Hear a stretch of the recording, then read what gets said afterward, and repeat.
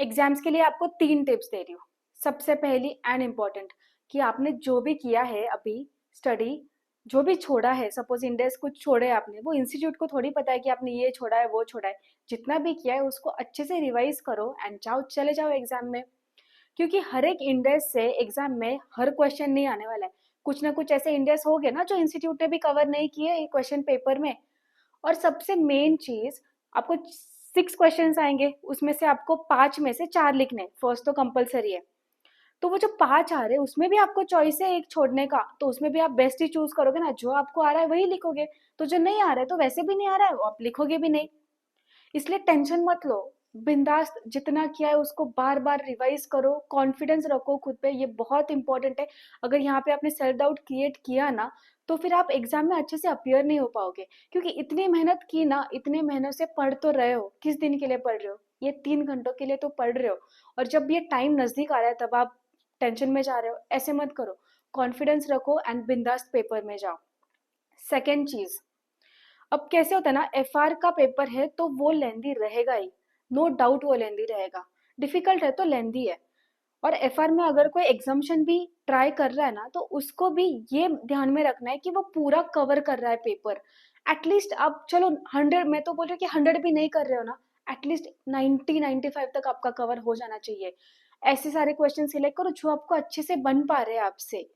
एक ही क्वेश्चन के पीछे आ रहे, ये नहीं आ रहा है मुझे इसे ही सॉल्व करना है, मुझे इसे ही सॉल्व करना है, ऐसे रट लगा के मत बैठो। फटाफट आगे जाओ। And it is not compulsory कि आपको हर एक क्वेश्चन में पूरे, लाइक सपोज 10 मार्क का क्वेश्चन है तो 10 on 10 आना चाहिए। नॉट नेसेसरी ना, आपको 10 में से 7 मिल गए, 8 मिल गए तो भी अच्छा है। हर एक क्वेश्चन में अगर आप अपियर कर पाए, 90-95 लिखा, और हर एक क्वेश्चन में आपको 80% मार्क्स भी आ गए ना, तो भी आप इजीली एग्जाम्शन क्रॉस कर रहे हो।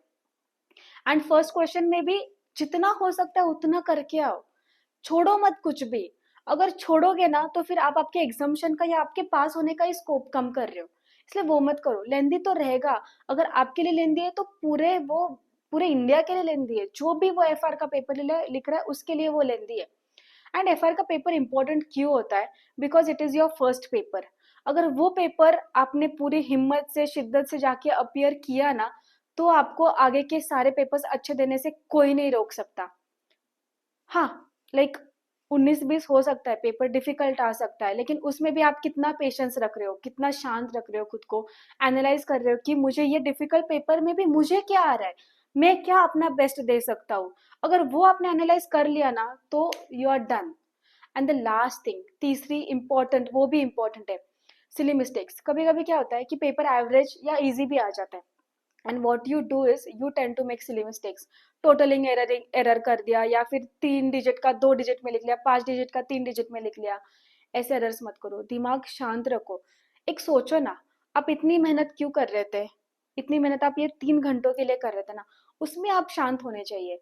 खुद को शांत रखो, चाहिए तो आप एक 5-10 मिनट्स का मेडिटेशन करो। एग्जाम हॉल में वैसे भी 1:45 के पहले 5-10 मिनट एंट्री मिल जाती है। आप बैठो शांति से, आंखें बंद करके 2-5 मिनट मेडिटेशन करो, ब्रीदिंग पे फोकस करो, एंड फिर आप शांति से पेपर जब आता है आपको उसको अच्छे से एनालाइज करो। क्वेश्चंस को एनालाइज करो। एमसीक्यू तो वैसे भी आप 2 बजे ही खोलोगे, लेकिन जब आपको क्वेश्चन पेपर मिल रहा है मेन, उसमें अच्छे से एनालाइज करो। वो 15 मिनट्स का ब्रैकेट बहुत इंपॉर्टेंट है।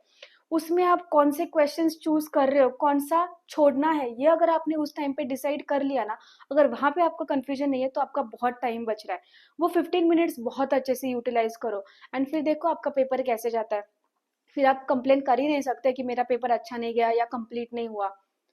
डिफिकल्टी आएगी पेपर कंप्लीट करने में, लेकिन आप कितना पेशेंस रखते हो, आप कितना प्रेजेंस ऑफ माइंड रखते हो, एंड कैसे पेपर को अपियर करते हो, ये सारी चीजें मायने रखती है। And those things will decide कि आप इस पेपर में क्लियर हो रहे हो अच्छे मार्क्स के साथ या नहीं हो रहे हो। बाकी टेंशन लेने की तो कोई बात ही नहीं है, एफआर का पेपर है, बहुत लॉजिकल पेपर होता है, अपने चार्टर्ड अकाउंटेंट्स का सबसे फेवरेट पेपर होता है।